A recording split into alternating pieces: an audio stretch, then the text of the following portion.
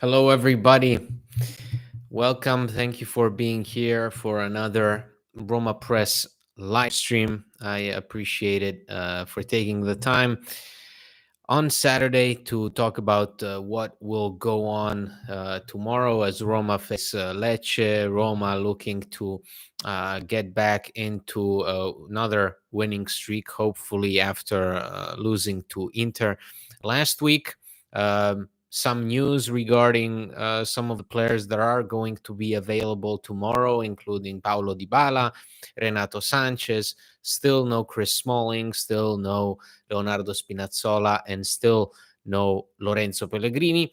Today, Jose Mourinho also gave quite an animated press conference, which we can talk about.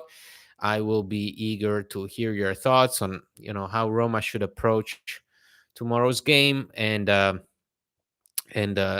what what outcome can we expect at this moment in time as Roma face three must-win games, really. Lecce, first of all, tomorrow. Then you got Slavia Praga in Europa League for the return leg at their home this time around. And then, obviously, we all know what it is, the derby with Lazio right before the international break. So really what we are looking at right now is a crucial stretch for Roma. I'm going to wait a bit for more people to join in. If you happen to find this live stream also on social media, please retweet or quote it just so that more people are aware of it. Whether it's Twitter, whether it's Facebook, or just plain old good WhatsApp with your friends or whatever. The more, the better. And we're almost there, guys. We're almost at 1,000 subscribers. So I think we are at 997. So I know that the 6 people watching right now are obviously the ones that are subscribed. But if you can again spread the word out, get people to join in into this Roma train wreck, then I'd really appreciate it, because then we get to 1,000, we can expand, we can hope for the better. And it's really impressive because, I mean, this is a Roma channel, and we've managed to get close to 1,000 subscribers, and I think it's 2 months now since we have the channel. So hello to the usual suspects. We got hello, if Dybala starts, give him max 60 minutes, then put him in bubble wrap until Lazio. I am pretty sure that will be the game plan for tomorrow. I'll get to it as the live stream goes on. Well, we'll get to the whole discussion with Mourinho and Paulo Dybala's role for tomorrow. We got Mazin, our good old friend. Yo, Andy, why is Mu throwing the owners under the bus for the schedule debacle? I think, yeah, we can also get into that. Mourinho, when I say animated, he sounded quite pissed off by first of all, some of the questions, and second of all, some of the frustration that may have been building up over these last few weeks or months came out in terms of how he feels about the club and the way the club has handled certain PR matters, including the schedule. As Mazin pointed out, we can't lose the derby. We need to win, or it's all over. Yeah. Well, again, I'm probably the first person to say I hate the derby. I know that it's very unpopular to say it, but I absolutely despise it because the derby is always a game that pretends to be something that it's not. It pretends to be a game with higher stakes. It's not. It's just another game. And over these last few years, we've seen some good ones. We've seen some terrible ones. Um, but the anticipation to every single derby is more or less the same. It's this, chaotic frenzy of, if we don't win, then it's all over. But at the end of the day, a match against Lecce is just as important as a match against Lazio, especially in this context where Lazio are struggling just as Roma. It's going to be a very strange derby. I don't even know how to properly set up a preview of it, because both teams have a very odd energy about them this season. Um, He's just one of many coaches who has spoken about how shit the schedule is for Serie A, and Roma especially have been screwed by it, Nino.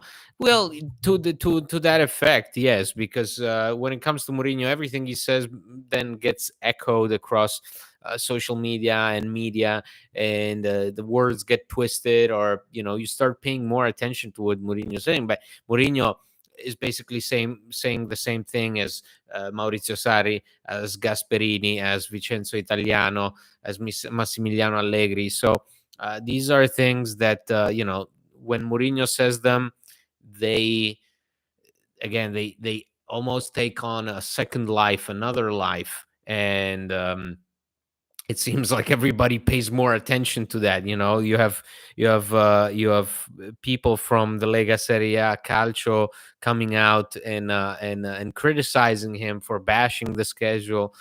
People that usually don't even comment on football, they come out of the woodwork and start to to accuse Mourinho of making up alibis, making up excuses, to excuse the way the team is performing. So we can get into that. I'm interested to see how more people feel about this.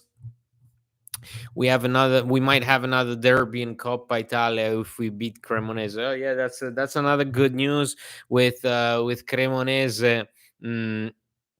Cremonese being announced once again as our next opponents in Coppa Italia. For me, the Coppa Italia is a competition that has lost almost all of its appeal, visibility, anything. I mean, it's one of the most boring and predictable competitions in the world. By how it's structured, there is zero unpredictability, obviously, with the exception of Roma getting bashed by either Cremonese or Spezia or God knows who else, or Fiorentina. The point is that Coppa Italia is basically year in, year out. It's more or less the same scenario for the usual 3-4 teams, right? Roma will face Cremonese after Cremonese beat Cittadella in extra time.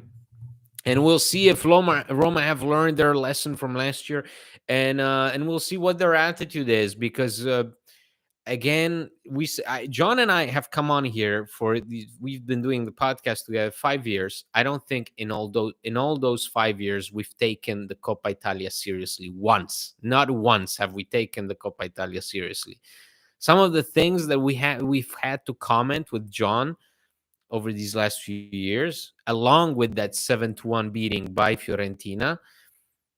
Like, if I think about it, it's like Vietnam War flashbacks. It's like that meme. Well, it's not a meme. I mean, it's a real cartoon, and it's inspired by real photos of shell-shocked American soldiers in Vietnam. But where you got helicopters flying, and the guy's eyes are just completely dead.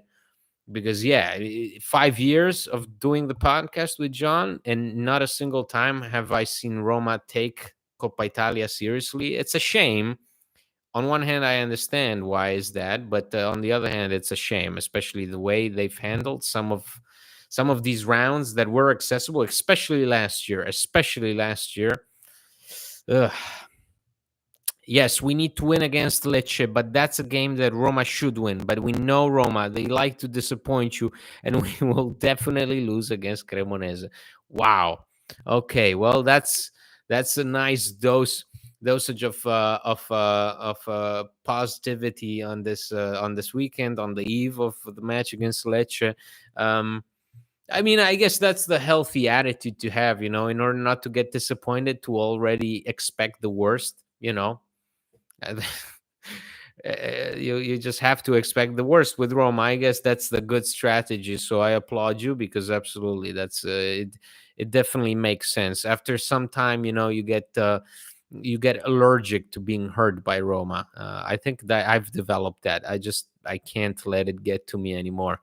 I think I've had it. I think the last time I felt anything remotely where I was like pissed off and hurt, it was, I think, when it was with Fonseca, that awful Cagliari match where Fonseca gets a red card at the end. Kalinic scores the winning goal, and then it gets called off. And then Pisacane pretends to be injured, and they have to take him out on a stretcher. I remember that game so well, like the feeling of helplessness. And me coming on the pod and John just letting me go on a rant. Like he just said, record a 30-minute rant, whatever you want, Andy. And I just did it. I would never muster up the energy right now. I just don't have it in me. Nino says, honestly, I'm not worried about Dybala just because we know what he can do and and that he can and that he really does try to watch his injuries. However, Renato Sanchez in motivation for me has come into question now. Well, it'll be interesting. We'll see how it goes. Renato Sanchez comes back over a month and a half after suffering a muscle injury against the Sheriff. Reports said that Sanchez was feeling fine for the past 2 weeks or so. The report said there was just a question of exactly motivation, but also just the fear of re-aggravating the injury. We'll see how Mourinho handles it. I can see Dybala definitely playing tomorrow a good stretch because this is a player that needs minutes. Unlike Renato Sanchez, I don't think Dybala is there yet where he's actively afraid of getting hurt on the pitch. With the international break looming around the corner, and we know how Dybala feels about international duty, how important that is to him, one could question, how much effort will really go into his performances. But this is a moment where Roma really need all they can get. So, whether it is 20 minutes that Dybala can give me, whether it's 10 minutes that Sanchez can give me, anything that can shake up the ranks and allow the team not to become too stagnant, because I think one of the dangerous repercussions that we might see from the intermatch is Roma doubting themselves again, trying to find that winning groove, maybe becoming preoccupied by the fact that they've lost the momentum that they had had worked so hard to build up until that match at San Siro. That could be, they could have, they will probably be in some kind of a funk to begin the match. I hope not, but I do fear that it's going to be a matter of slowly but surely throughout the game finding the right solutions, and it's going to be also up to Mourinho to decide whether Bove, what's his role now, Dybala starts or on the bench, where's the contribution coming from. So this will be, I think those are the main questions for tomorrow, because otherwise the match is pretty straightforward, as John and I barely mentioned it on the podcast that you can watch now on our YouTube page. You have to win. It's pretty straightforward. There's just no other way for approaching this game. The mindset is win at all costs. It's Lecce. I hope Roma are not getting cold feet on the Dybala renewal. Well, Mazin, I think the Dybala renewal, like I've said before, it depends entirely on the objectives that the team is able to achieve this season, and on the player's own trajectory. Because right now, what Dybala showed you this season does not amount to half of what Dybala showed you last season at this time around. This time around, Dybala last season was hurt after injuring himself against Lecce, but his contribution was unbelievable. So this season, Dybala started off really slowly, so he's still not there yet. I think this is a decision that you cannot rush. Either party cannot rush. Dybala's agents don't want to tie him up to a team that may be playing the Europa League time and time again, or God forbid, the Conference League once again. That's not what they want to do. They want some reassurances, and I'm sure that Roma want the same reassurances as Dybala's entourage. Joey, thank you for joining me. Joey, good afternoon, evening. Thank you so much. It's late afternoon here, past 6:15 in the Canary Islands. Dybala Sanchez not able to come back against Inter was really disappointing.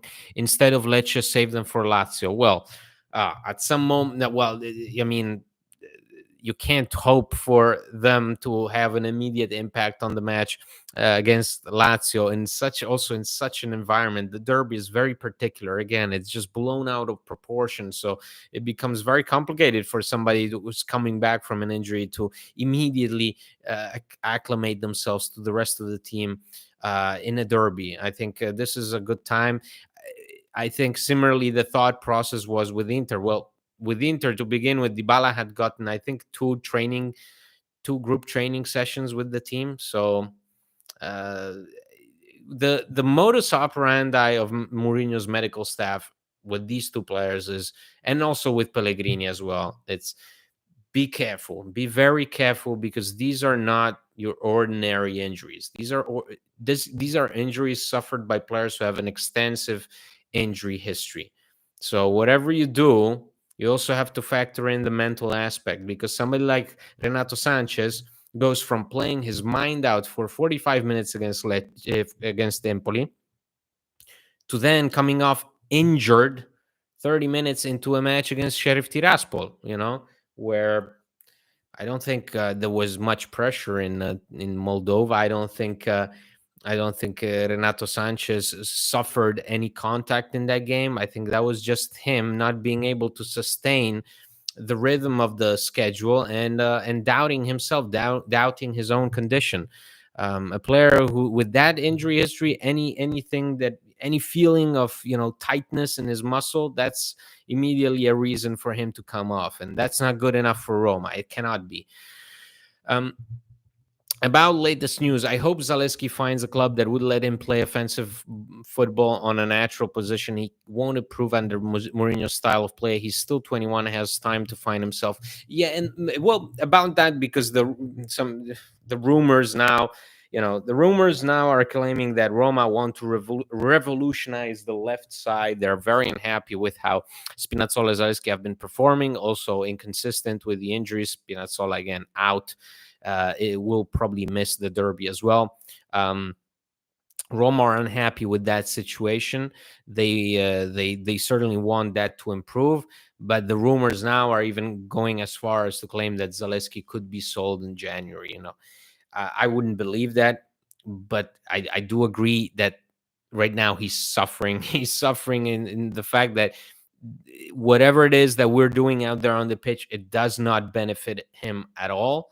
But Mourinho was asked about this today, and he was rather ticked off. That would really set him off a bit. He was asked about Bove, he was asked about Zeleski, and in particular with Zeleski, it was more of like a question with, well, is his future at Roma guaranteed? And Mourinho's like, these guys are exactly 21, 20, 21.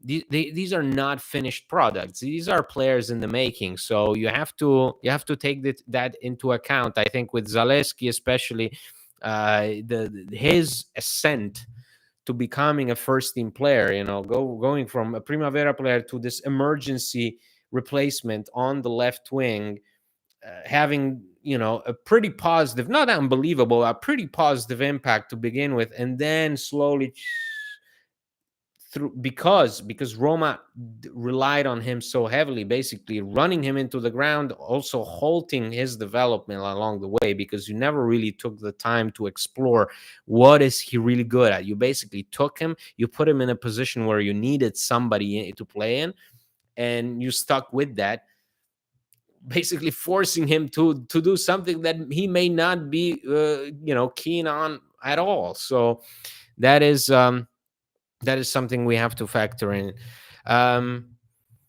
Was odd. Everyone defended the Christensen decision because we had to play defense Mourinho ball, yet plays Zeleski instead of Selic on the left. Yeah, and that was also another thing that set off Mourinho, where he was like, he sounded pissed off about the media questioning his decisions. He said, these decisions are made out of necessity. These are decisions that are made out of consideration for what is best for the team. So basically a non-answer. But I was very interested to hear something more substantial than that, because I said it on here before. If something didn't sit right with me with the way Roma handled the Inter match, was that decision to start Christensen instead of Karsdorp, to also not take into account Zeki Selic, who's proven to be good in these types of games. Good to see you, Andy. Thank you so much. Thank you for being here. There is not many of us today, but if you're new to this, and you haven't subscribed to the YouTube channel that we're recording this now on, please subscribe. We're just a few subscribers away from 1,000 subscribers. It would mean the world to us to get to this particular milestone. If you like what we are offering on our website, on the podcast, if you like what we do, consider becoming a patron, because it really helps the show. You can do so by going to patreon.com/Roma Press. We really appreciate it. And thank you for taking the time out of this Saturday to be here with me to talk about a bit of Roma. Just your daily dosage of misery and sorrow. What sort of report card do you give Roma thus far this season? Ooh, that's a tough question. Has personally left and felt like another long start to another potentially rocks or diamond season for our beloved Roma. Yeah, it's weird because you can't really tell what the hell's going on and how the hell this is going to end up. I think the trajectory of Roma's start to the season has been on par with Napoli. Like, if I was a Napoli fan, I would have no idea what to expect from my team, the reigning Serie A champions. With the way Rudy Garcia has been handling that situation today, they won against Salernitana in a very questionable way, if you look at that first goal. But with Roma, it's very similar in that there is no clear line of progression. It's all up and down, and I think this is why it's so important to get these next 3 games right, because you have to show that against Inter it was just a hiccup. You cannot make me then go back over and think, oh my God, was that winning streak a fluke? No, I don't want to do that. I don't want to even remotely think about that possibility. Roma must get the next 3 games right. Then you have the international break once again. I sometimes look forward to these international breaks, but right now this is just getting in the way of building a proper streak, giving these clubs a bit of freedom to operate in. So we'll see how this goes. It's very important for Roma to show up and to show the same determination that they showed prior to the Inter match of getting the result at all costs. Doesn't matter in what fashion. I don't care. Just give me the win. For that, you need players like Paulo Dybala, Renato Sanchez to inject some life into this team, because that's the main worry, is that the Inter match, although justified by the opponent, by the circumstances, the number of injuries that you were dealing with, that cannot be the norm. That also cannot be the sign of a team losing its life, losing the juice. You cannot hope to achieve top 4 playing the way you played against Inter. That has to be the exception. The rule has to be what we are about to see tomorrow. I want to believe that, okay? So let me dream on. Oleg, hello Oleg, dzień dobry, dobry wieczór. The biggest problem right now is the instability of our defense. With someone like Lukaku in front, it could turn into a wasted opportunity for us if we won't settle for something in the back. We are defending worse than last season. Mourinho is the last person to be blamed for that. Well, yes, we are defending worse than last season. We are conceding more than last season. Rui Patricio is the worst goalkeeper in Serie A in terms of how many saves he's made on the number of shots. So there is that. I don't think Roma have been particularly bad defensively this season. It's those individual situations that really stand out, which you can track them to. So, like that Inter goal, it's in my mind the way I replay it in my mind. And again, I'm just a guy talking through a microphone, so don't It's like that joke about what's the difference between a comedian and an alcoholic is the comedian has a microphone to speak into. So that's basically it. In my mind, I go by Inter, it's Christensen and Diego Llorente.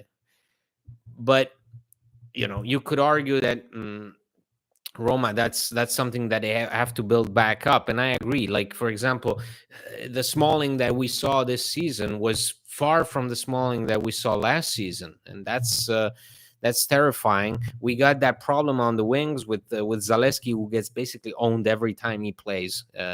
He's a non-factor in the defense, and the worst thing about it is that what's the solution? Now, tomorrow there is another important absence that I don't think people realize, but tomorrow we will be playing for the first time without Leandro Paredes at all. Like, Leandro Paredes, since joining Roma this summer, has played in every match, whether starting or off the bench, but tomorrow he will be suspended. And I think that's an interesting challenge. I think that's an interesting thing to consider, how Roma will adapt without him, because of how central Paredes became to Mourinho's rotation. So tomorrow, I imagine that Houssem Aouar and Eduardo Bove will both play in the midfield along with Brian Cristante to compensate for Leandro Paredes' absence, and that, I think, taps into the way we defend. It's been difficult to adapt to the way of playing without somebody like Nemanja Matic. You have to basically, go back to the basics, refresh your memory on how to defend 101 without Nemanja Matic. Joey, I know you feel like this is Mourinho's last season. Maybe this is early, but are there any coaches that impress you that you would like to see at Roma if they don't extend Jose? Well, feasible coaches. Well, feasible coaches, because people like to throw in the name of Conte and De Zerbi, but in my mind, De Zerbi is somebody that you will never get in a million years. Right now, the guy is coaching the Premier League, and the spotlight is on him. Forget it. Conte, okay, maybe, because right now he's basically burned every single bridge after that experience at Tottenham, and he wants to come back to it at all costs. So, although I'm not that excited, but okay. In my mind, the feasible and the ones that I like are Thiago Motta, who now it seems like everybody's praising after they played against Lazio and won in extraordinary fashion, and did so as well with other big teams. I like Thiago Motta. I like what I'm seeing from Gilardino, although I've seen very little compared to what I've seen from Motta. Motta, I liked what he did at Spezia as well. And I like Palladino. Palladino is a piece of shit, and he's a dickhead, but he's he's a good coach. He's a good coach, and I don't think many people have read this stat, but since Palladino joined Monza, Monza have the same points average in Serie A as Roma. Since Palladino joined Monza, I believe it was October of last year, they have that disastrous start to the season. They fire Stroppa, they hire Palladino. Since then, Monza have the same points as Roma. Pretty bad. pretty bad. Pretty bad. Do you think Spinazzola and Pellegrini will be ready for Derby or after international break? Spinazzola, I don't know. Pellegrini seems to be, also as the captain. I think he's going to push for a recovery against Lazio. There was talk that Pellegrini could be on the bench against Slavia Praga, but we have to take into account the man is known for re-aggravating that calf. First it was the foot, now it's the calf. Every time he steps on the pitch, he re-aggravates it. So I think that Roma are now as cautious as they can be. So I think it is possible that we see Pellegrini at the Derby. I don't think Spinazzola will be there. Joey, Thomas Frank changes. From Bradford, yes, changes formation based on who's playing and has achieved wonders consistently with less budget in the harder league. Yes, I mentioned specifically Serie A coaches because I think that is who Roma will be looking at this summer. I don't think they will go for Premier League coaches because that's a whole different reality that Roma.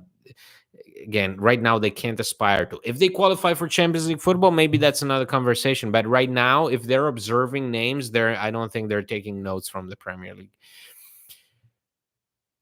Andy, is that a new mic? You can be a bit like choppy at times. No, it's the same mic as always. It's just because I don't have the arm, and so I have to keep it in my hand. And it's a condenser mic, so everything sort of, it picks up on everything, and I would have to sit still like this, and I can't.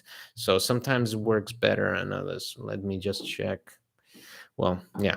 Hopefully you can bear with me. It's again, it's just because I'm living out of a suitcase right now, and I couldn't take my microphone stand. So as soon as I get back home, that will be okay. Um, Not a fan of Conte, says Joey. Well, I think the fans of Antonio Conte in this comment section will probably be in the minority. From non-realistic ones, I really like Unai Emery. Good evening. He made miracles with Aston Villa. They were at the risk of relegation last season. Players were shit before are his key players now. Yeah, well, Unai Emery is somebody who is very divisive, right? Like I personally admire what he did at Sevilla. I admire what he did at Villarreal as well. I like what he's done at Aston Villa, but I don't think that's the kind of coach Roma would aim at. After Mourinho, I think they would probably go in a different direction. But again, these are speculations that we're making in November, guys. There's so much to play for. There's still so much to clarify. Mourinho also today just didn't want to address any of the questions regarding the future. There were questions regarding Chris Smalling's future. He immediately dismissed. He said, "You guys don't know him. I know him. I've worked with him in Manchester United." He didn't want to reignite the conversation of him being unhappy with how Smalling has been dealing with this injury. Smalling, again, I just want to reiterate for those that don't know, Smalling seemed to be back from injury over a week ago, took part in maybe one or two group training sessions, and then felt pain in his knee, chronic pain, which is developed over the last few months, had to be flown into London to undergo medical consultation with Tammy Abraham's surgeon. The surgeon took a look at Chris Smalling. He said Roma are doing everything that they should be doing with him. But there is still no clear timeline for return. So Chris Smalling right now is a big question mark. Some reports said that he could be back in December, so after the international break. How do you feel about Dionisi, the Sassuolo coach? I think Dionisi is not good at all.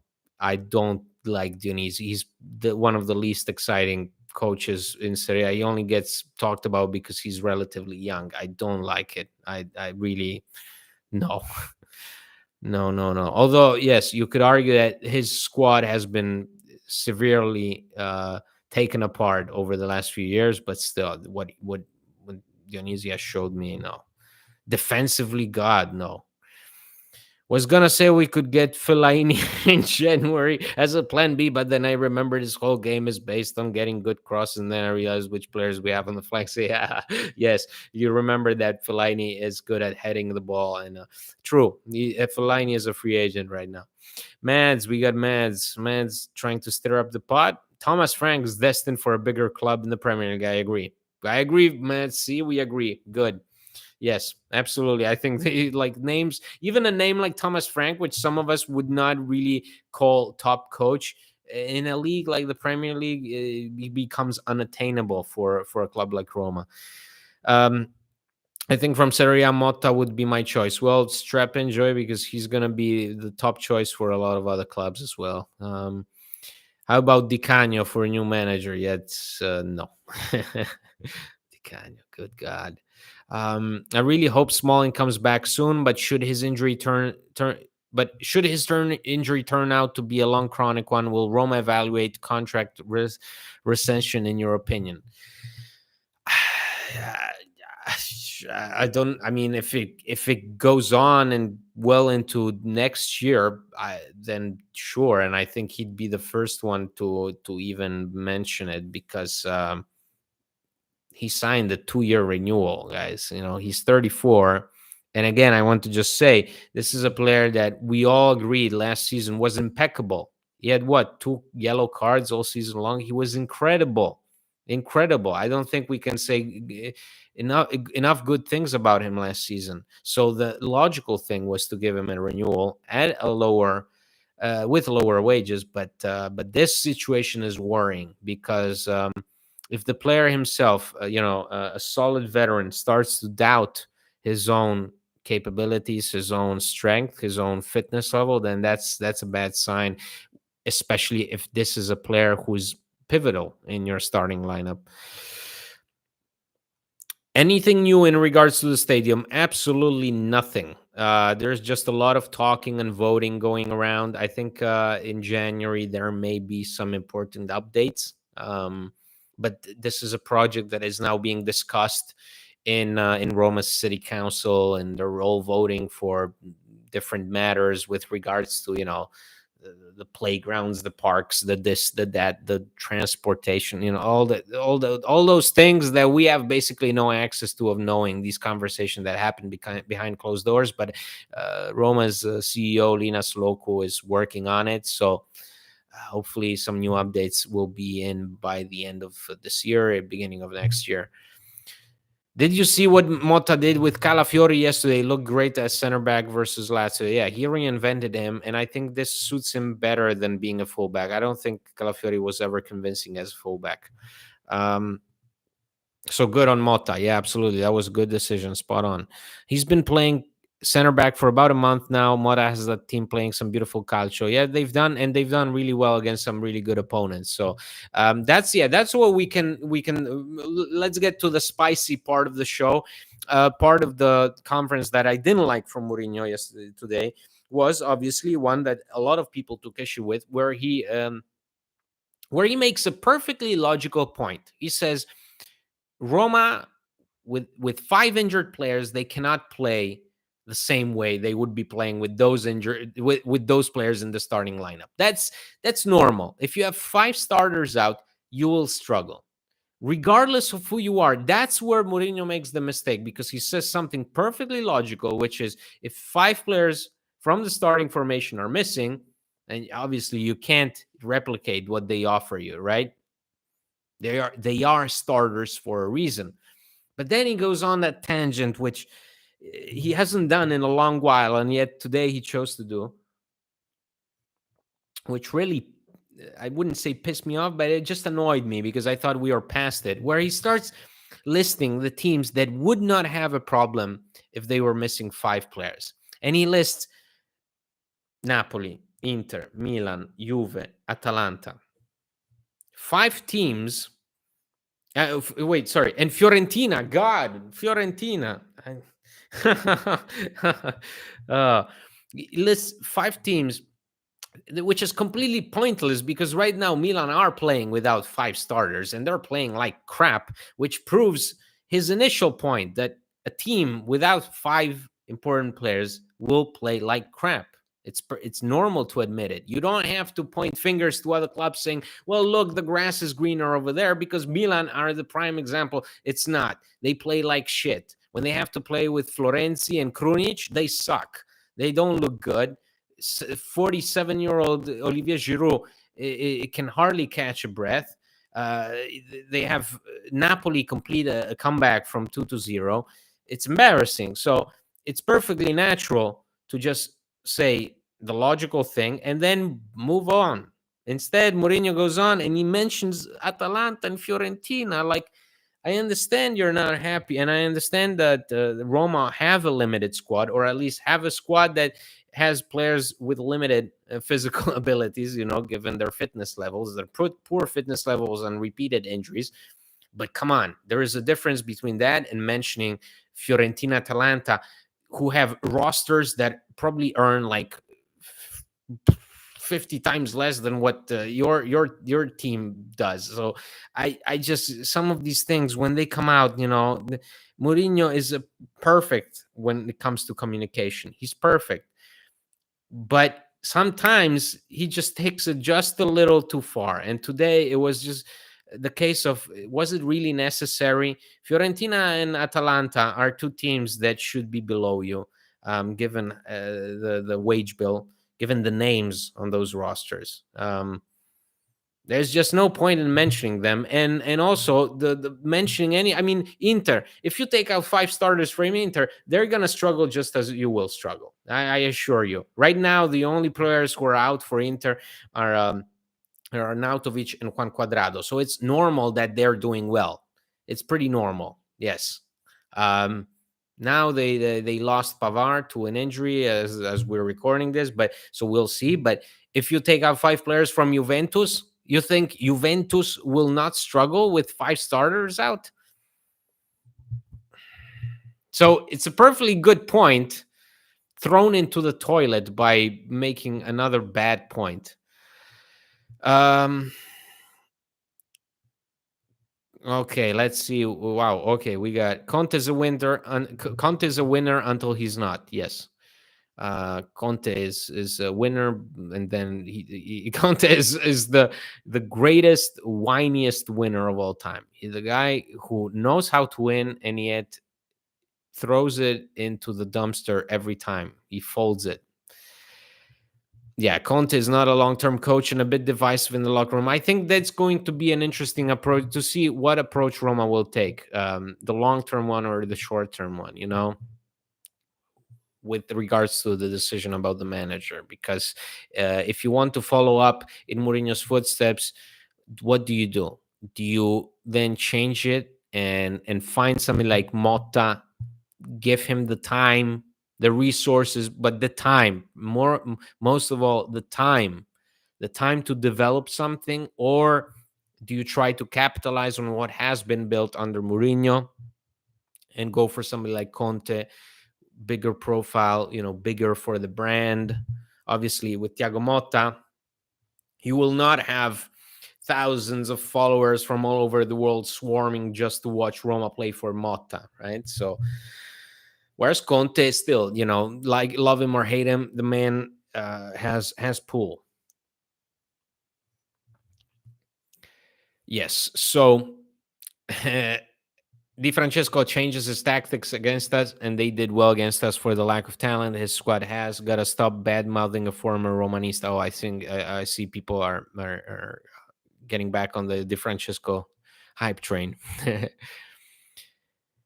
Conte bought over 11 players in his first couple of transfer windows at Inter. God forbid he finds out how much he's going to have in his budget at Roma. Yeah, well, Conte, I don't think he's going to have much of a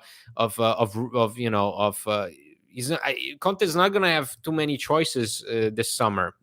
Conte is going to face a similar situation to what Mourinho faced when he left Tottenham, which means very few teams will go after him. I can assure you, Conte will not have the same pool he had in terms of just options, because in the Premier League he's done right now. He needs to go back to Serie A, and in Serie A he's only going to have Napoli and Roma looking at him. Yeah, he listed Fiorentina. Yeah, it's that is embarrassing in of itself. Fiorentina, a team that has been below you, a team that has been notoriously working its way up the table. Come on, man, you list them ahead of you in terms of personnel. That is not good. No, that I don't like. Motasexuals, they are real, says Mads. Mads, well, what does that make you? A Thomas Frank sexual? What is that? Roma's wage bill is very high, second highest paid manager in the league. It's definitely frustrating. Yeah, there is a perfectly good point in there, where the message is clear. Don't judge the team because they haven't realized their potential. And that's something that John and I have said on the podcast, is how am I supposed to really make a comprehensive, take breakdown of this team if I haven't seen them play at their full potential, at their full capability, with Pellegrini, Dybala, Sanchez, Lukaku, Chris Smalling, all on the same pitch? That bothers me as a fan, the fact that I cannot see what this team has to offer at its strongest moments. To me, that is frustrating, because that's what I signed up for. In the summer, when we get all excited about the players coming in, we're excited to see them. Like Gini Wijnaldum last year, it was a big deal until that injury happened. It was a huge deal.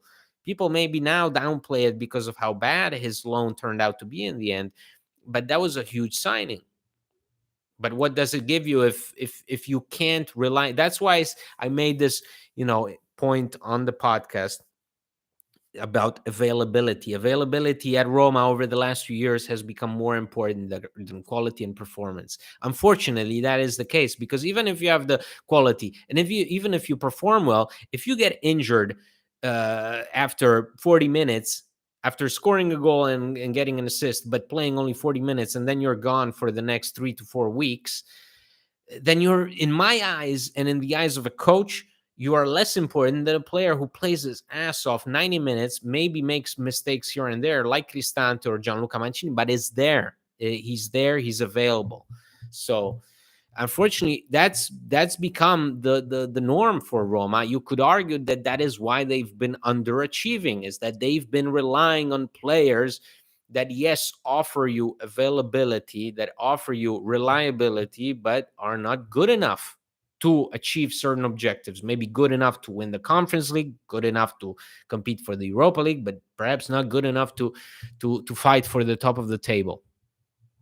If Friedkins hire someone like Conte, they're more concerned about winning a public relations game, not a long-term project. Well, that's what I'm saying. Let's see what it is, because I think with Mourinho, it was definitely how to build up a brand, and along the way, win, which was great.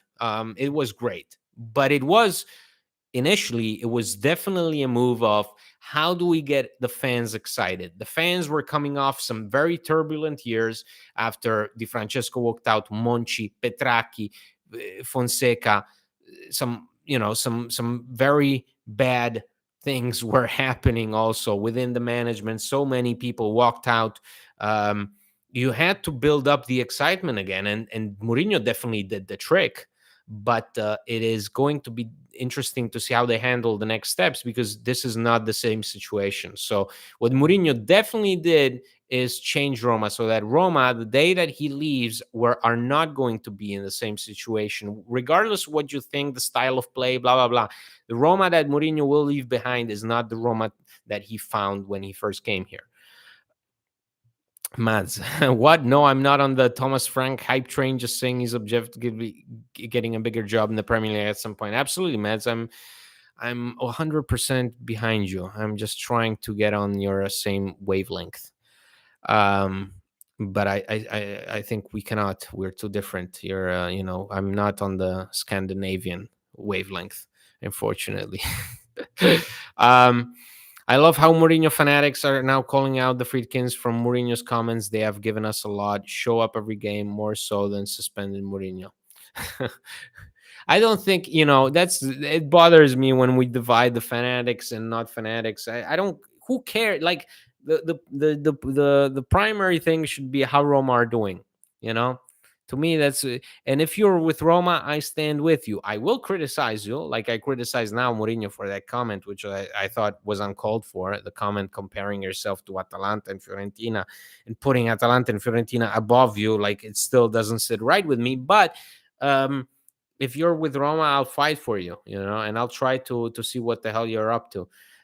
Each season, it says Oleg, Mourinho loses a couple of key players. The whole team structure is based on. The lack of Matic and Smalling is very painful. Yes, absolutely. Like, that's the point. Is the players that are supposed to be giving you the main reassurance and be the backbone of the team fall apart, or like in Matic's case, they walk out without a single word.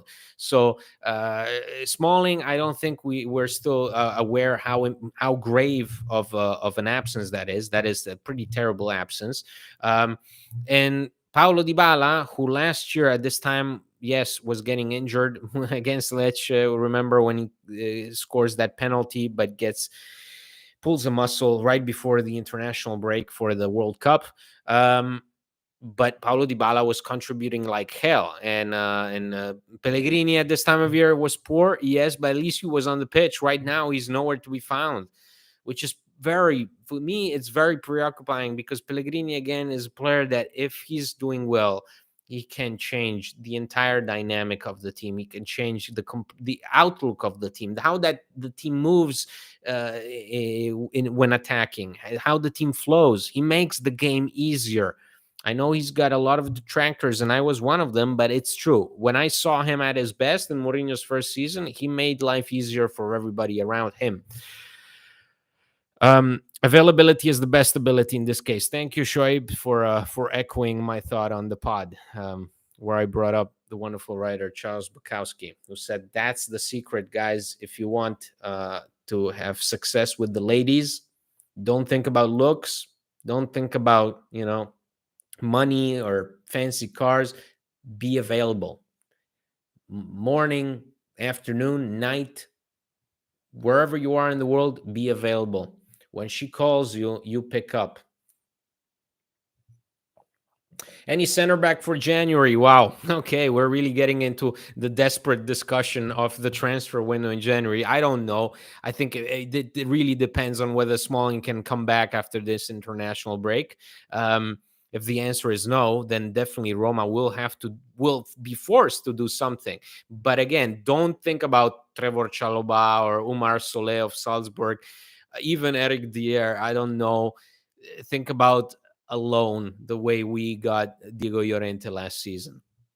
Don't overestimate Roma's capabilities for the January window, which is never a good time to make drastic changes, and is never a time for Roma to spend actual money because they can't. Simple. Fans forget that as terrible as Roma have played under Mourinho, Roma won a European trophy. I don't think we forget that. At least I don't. Trophies bring your legacy. Legacy build clubs. I want champagne culture too, but I'd rather win Conte or De Zerbi. Well, De Zerbi, again, I don't think he's out of your league right now completely. But I agree. That's why I say Mourinho will leave a different Roma than the one he encountered in the first place, and it will be a better Roma by the time he leaves.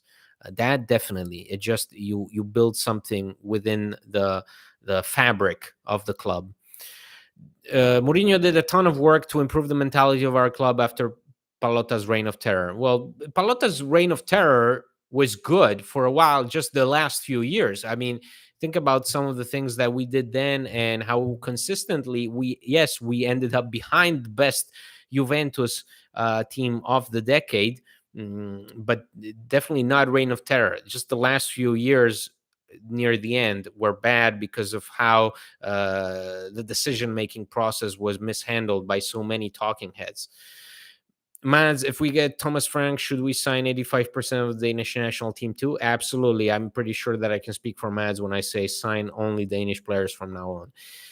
It's like trying to bake cookies. It'd be nice if you had chocolate chips, but they're not always available. Raisins aren't all that great, but you're always going to have some, so may as well use them. This was my awful analogy. I apologize. No, that's okay, Shoaib. That's pretty much spot on as an analogy.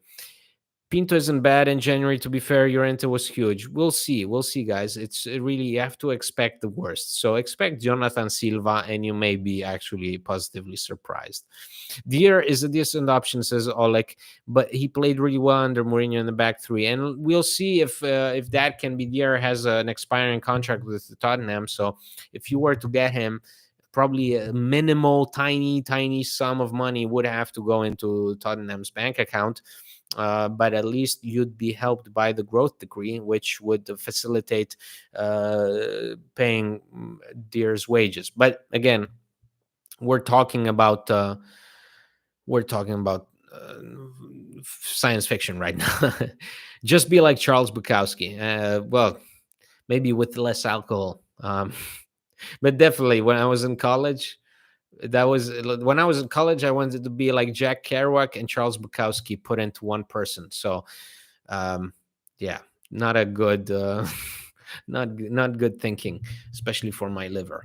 Our lineup and performance against Empoli was a waste of potential. Sanchez on the pitch with Dybala and Lukaku can be deadly. Yes, I think Renato Sanchez. I can't see him make much of an appearance tomorrow. I don't think Mourinho will risk him so easily, unless the game really requires him to make an appearance. I don't think that's going to be the case. Conference League doesn't bring us much. It's cool to say we're the first ever winner of it, but it would have been a huge disappointment to not win that. We were expected to. Did give us Roma C Feyenoord. Well, again, okay, but Roma were expected to win the Coppa Italia last season. Given how easy the route would have been, they were expected to do that. Did they do it? No. So never take anything for granted with Roma, and you'll live a happy life. So Cristante is a raisin. Yes, he's a raisin. He's always available. He's always lingering in some empty jar in your drawers. Yeah. Will Pinto actually try hard in January window when he knows his contract expires in June? I don't think it's a matter of trying hard. Like it's you just need to sign players. Also, everybody's a professional. This is not like your random Joe working in an office. Just thinking about the time he's going to go on holidays. He's got a reputation. He's got a career going on. So Carlos Mora, hi Andy, just managed to get on. I really believe we're going to win this next 3 games. Ooh, Carlos, don't say that. And after the break, we will have to keep it going until uh going to getting to those 4 games around Christmas. Yes, the crazy Christmas schedule, the insane Christmas schedule, which will see you play against Atalanta, Juve, and many more. Napoli, I believe. Yeah, you have to get this right, guys. There's no excuse for tomorrow. Unfortunately, I would love to have an excuse, but you can't. Roma have to win. It's straightforward. It's easy. It's simple. It's the Roma way. It has to be. It has to be business as usual against Lecce. You cannot afford to drop points. You cannot afford to drop points against Slavia. You cannot afford to put in a bad performance against Slavia, especially before the Lazio derby, and you have to win the derby. These 3 games are a must win at all costs. Do you think Mourinho's temper today was some of his usual tactics of trying to undermine his own team to try to hype them up as underdogs, or was he just in a bad mood? I think some of those things, some of the questions really did piss him off, especially with the schedule. And especially, yes, he does feel helpless. Roma have a different modus operandi. Roma, by hiring Mourinho, they hired their PR person. Unfortunately, nobody told Mourinho that he's going to be the only PR person. So all of a sudden, Mourinho found himself in the club that really values his presence, puts him at the center of the project, makes him the face of the club. So something that he probably would have wanted way before that at Tottenham and he didn't get. But here, the difference is this club doesn't speak. Friedkins don't speak. Thiago Pinto doesn't speak. What I think the reason also for that is relations between now. Dan Friedkin has increasingly growing important in the world of football. He attends meetings, he hangs out with the PSG owner and all that, so he has a reputation. Roma also, their relations with the Lega Serie A and the referee association, the AIA, their relations are on an all-time low. There's so much tension there. They have zero political friends, unlike teams like Napoli or Lazio, who are led by Claudio Lotito and Aurelio De Laurentiis. One of whom is a politician, one of whom is a senator, the other one is a producer of movies and big businessman in Italy, who are well connected politically in Italy. These Roma have zero friends. So for them, I think the mentality is, if we cannot even go out of our way and criticize the schedule, the refereeing, this or that, because we would just be making things worse for us. And I think Mourinho didn't get the memo. The club didn't tell him or something. And I think today it just came out. It came out, and tomorrow I'm pretty sure there is going to be plenty of headlines. Instead of alcohol, you can always have a male lover like Burroughs or Ginsburg, Andy. Well, yes, but then I prefer to replicate the womanizing of Charles Bukowski, honestly. uh, yes. I don't think anyone was expecting anything huge from Inter game. A draw would have been a good result, but Mike from Italian Football TV wants us to play all out attack and need 5 goals by halftime. Yes, I will not mention the competition. No competition. This is no competition at all. Once again, we will play on Thursday and again on Sunday. I'd be upset too. No, and obviously these are things I totally understand. Like if you're a coach and you're working in it, that's what he said. People who don't work in football don't realize the importance of a schedule. He said it. He was addressing the words made by Luigi De Siervo, who's the administrator of Lega Serie A. De Siervo said, all comments made by Mourinho about the schedule are used as an excuse for his team's performances. That's bullshit. Like from the outset, that's bullshit. But what Mourinho exactly was trying to say also is that if you don't work in the sport, you don't know how it is when you have to play 2 games later instead of 3 games later. If you play 3 games later instead of 4 games later, like that's the thing, is you don't know. The fatigue builds up, and especially with a team like Roma, where obviously notoriously these players suffer from repeated injuries, it becomes a problem. And if you're a manager, you lose your shit. So it's totally normal.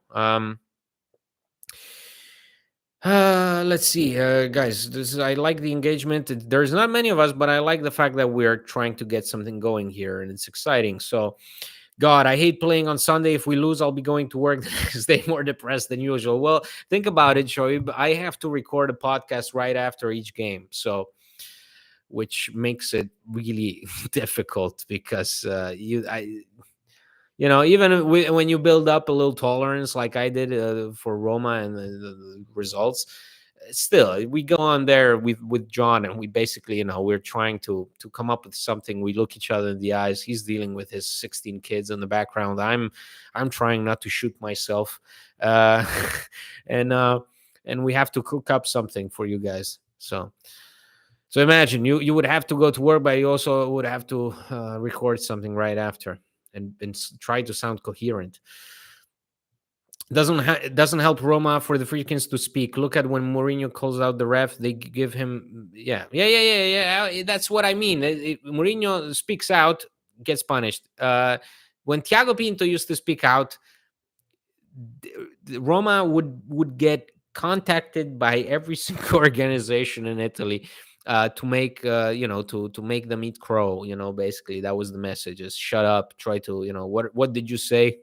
You know, and I think Roma right now are trying to just keep it on a low profile.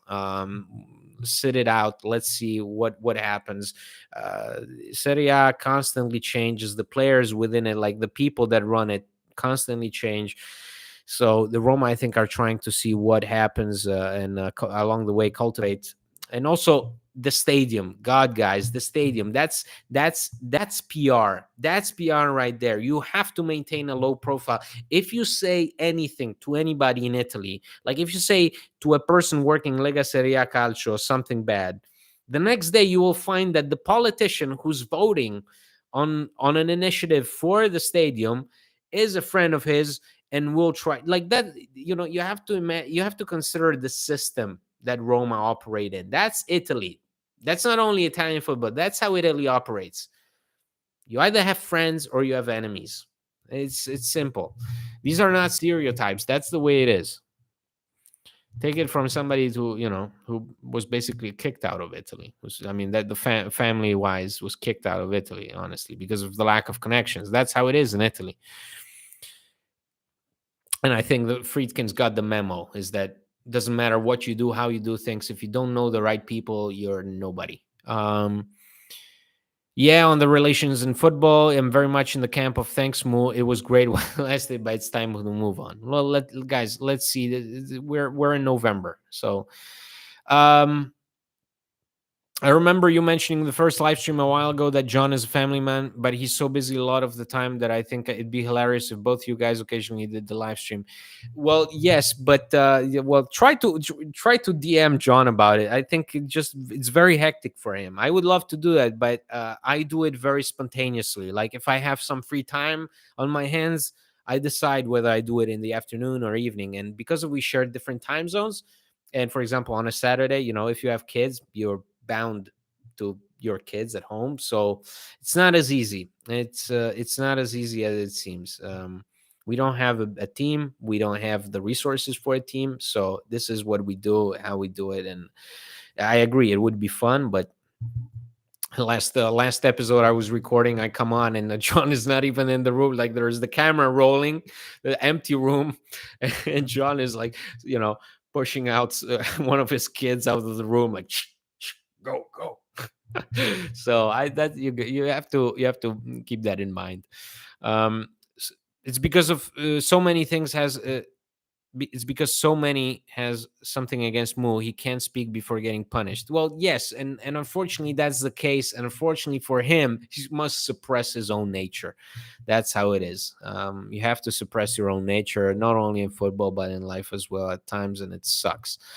Good point on stadium. We pissed them off enough, so they'll start putting frogs in our prospective stadium sites. Absolutely. Unfortunately, that's the way it is.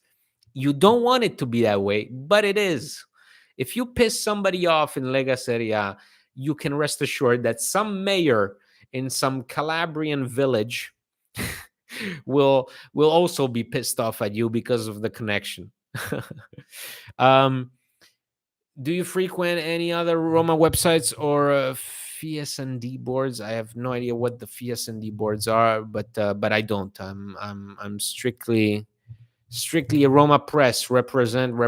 That's what it takes up most of my time. That's what I do. Are any of John's 17 kids old enough to play wing back? Not yet. We are trying to get them to get some merchandise for Roma Press going. We'll see if they can work in an assembly line.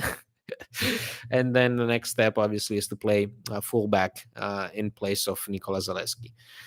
Hi, Andy. I've been following Roma Press for a while now. I remember reading the website when I was on summer break at my nonna's on a crappy computer. Law. Keep up the great work, Forza Roma. Thank you so much. That's really sweet, man. I really appreciate it. Yeah, it's come a long way. It's come a long way, and I remember reading the website, and then I think at the third kid, or maybe it was already the fourth, John called me up and said, "Guys, like I'm struggling. I can't produce enough articles with everything that's going on in my life." And I was like, "Well, I have nothing going on in my life, so let me get on it." It's like that Sopranos episode where they tell the construction workers to go on strike. Yes, that's it. That's good. Thank you so much. Yes, Italy operates like New Jersey. Yes, Mourinho can't say anything, but there is no one to blame but himself. He's created this atmosphere through all the carrying on. The yes, and also, but for Mourinho, remember when he returned, there was great energy around him, but he misread the situation. He thought he was coming back to the same Italy he left when he was manager at Inter. Obviously, that Inter was a very strong team, but it was also coming off right after Calciopoli. So Mourinho, in that moment, was in a position where he could play the good guy against the bad guys of Juve and all that, and he had proof. He had proof because Calciopoli was just around the corner. When he came back here now, completely different situation, completely different reality, completely different politics, and I think he didn't get the memo soon enough, and now he's paying for it. Unfortunately, it's not his fault. It's the way it goes. Two subscribers away from 1,000. Amazing work in just 2 months. Keep it up. Thank you so much, guys. I will end this live stream right here, but I really appreciate it. It was really fun talking to you guys today. I appreciate it. I didn't expect so much engagement from so few of you, and yet we did really well. Hopefully this was fun. This was constructive. Tomorrow, Roma play a must-win game. If you haven't subscribed to the channel, that's a good reason. You could be the 1,000th subscriber to join us, and that would be really cool. If you want to support the channel, if you want to support our work for the website, the podcast, which you can listen to now also on YouTube, you can go to patreon.com/Roma Press, and it really helps. Any plan that you select, you contribute. We greatly appreciate it. So we will see each other after Roma face Lecce. Hopefully they can get a win. Hopefully they can get another winning streak going. I appreciate everybody tuning in today from all over the world, wherever you are. Thank you so much. See you next time. And as always, Forza Roma.